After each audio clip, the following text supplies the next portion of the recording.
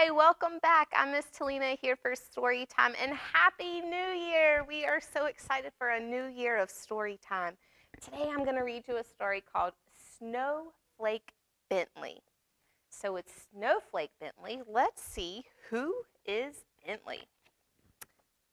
Oh, we need to know who our author is, and that is Jacqueline Briggs Martin, and it is illustrated, which means the person who drew the pictures is Mary Azarain. In the days when farmers worked with ox and sled and cut the dark with the lantern light, there lived a boy who loved snow more than anything else in the world. Oh.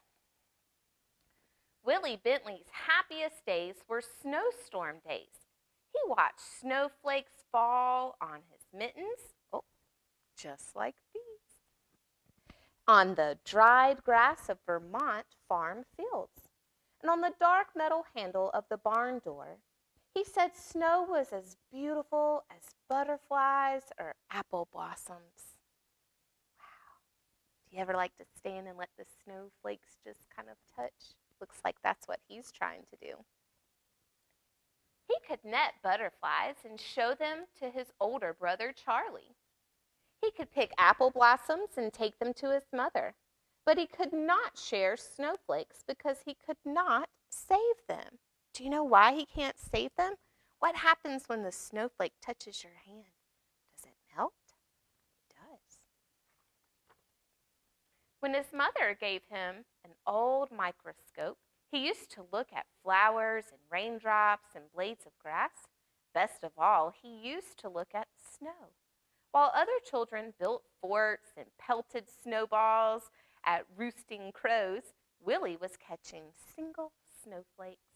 Day after stormy day, he studied the icy crystals. So he was interested in the actual snowflake. Oh, fun.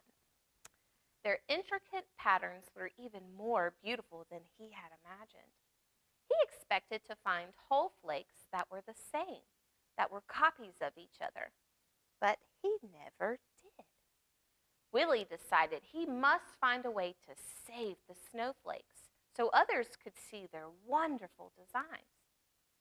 For 3 winters, 1, 2, 3, he tried drawing snow crystals, but they always melted before he could finish. When he was 16, Willie read of a camera with its own microscope. If I had that camera, I could photograph snowflakes, he told his mother.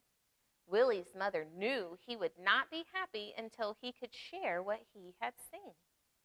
Fussing with snow is just foolishness, his father said. Still, he loved his son. And when Willie was 17, his parents spent their savings and they bought the camera. Wow, that's really special that his parents did that. It was taller than a newborn calf and cost as much as his father's herd of 10 cows. Wow, that's a lot. Willie was sure it was the best of all cameras. I bet Willie's going to work really hard to take care of that since his parents spent so much time to buy that for him, and a lot of money too. Even so, his first pictures were failures. That means they didn't work. No better than shadows. Yet, he would not quit. Mistake by mistake, snowflake by snowflake, Willie worked through every storm. Winter ended, the snow melted, and he had no good pictures. He waited for another season of snow, and one day in the second winter, he tried a new experiment. And it worked. Wow, Willie had figured out how to photograph snowflakes.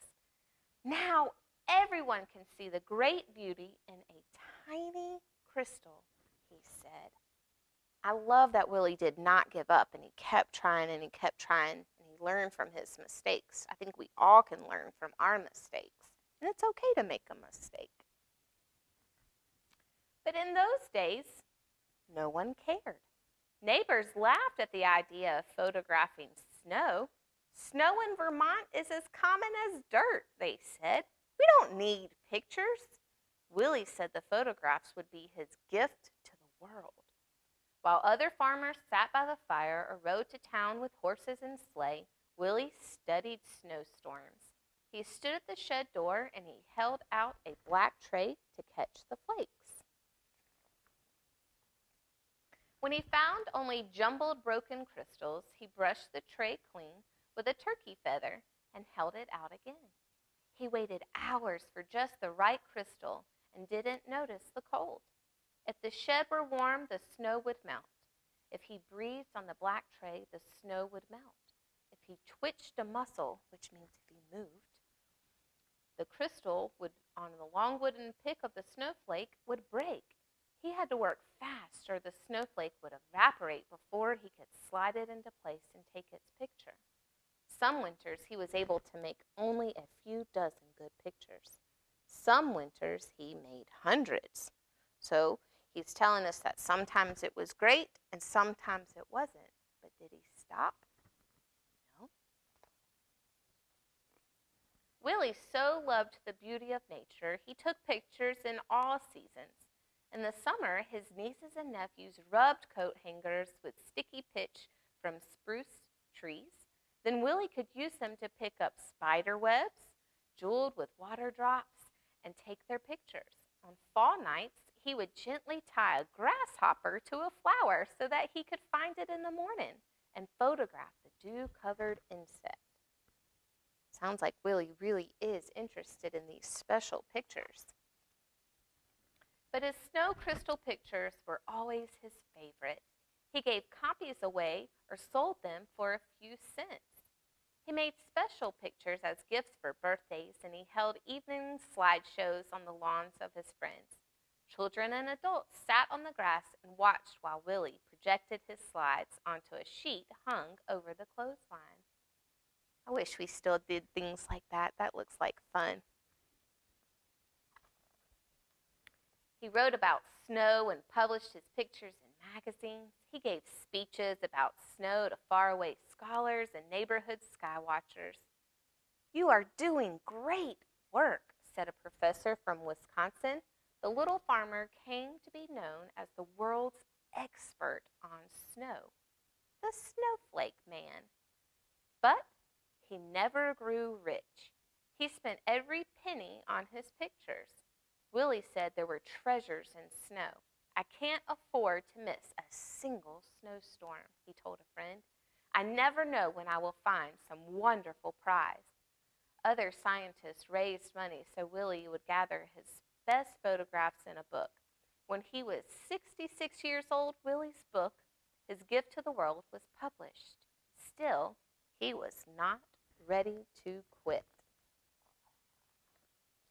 Less than a month later, after turning the first page on his book, Willie walked 6 miles home in a blizzard to make more pictures. He became ill with pneumonia after that walk, and he died 2 weeks later. A monument was built for Willie in the center of town, and the girls and boys who had been his neighbors grew up and told their sons and daughters the story of the man who loved snow. 40 years after his death, children in the village worked to set up a museum in honor of the farmer scientist, and his book was taken, The Delicate Snow Crystals That Once Blew Across Vermont, Past Mountains, and Over the Earth. Neighbors and strangers have come to know the icy wonders that land on their own mittens thanks to Snowflake Bentley. This is a really special story because this is a true story. So there really was a man named Willie Bentley who took pictures of snowflakes, and there really is a monument for him. So it's really neat. So when you get a chance, see if you can come to the library and find this book. Thanks for joining me today for our story with Snowflake Bentley. Hope that you have a great new year, and I'm looking forward to the next time that we get together. Bye.